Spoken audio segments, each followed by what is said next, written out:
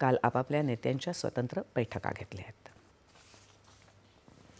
पंतप्रधान नरेंद्र मोदी यांनी क्वालकॉमचे अध्यक्ष आणि मुख्य कार्यकारी अधिकारी क्रिस्टियानो आर अमोन यांची भेट घेतली आणि भारतातल्या कृत्रिम बुद्धिमत्ता, नवोन्मेष आणि कौशल्य विकास या क्षेत्रातल्या प्रगतीवर चर्चा केली.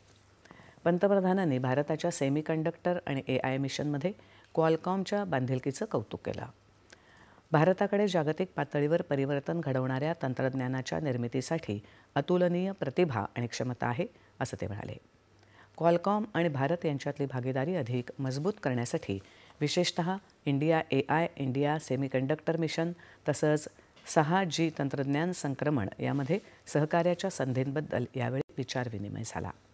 त्यांनी AI, smartphones, PCG, smart classes, automotive आणि औद्योगिक क्षेत्र यामध्ये भारतीय पर्यावरणीय प्रणाली विकसित करण्याच्या संधींवरही भर दिला.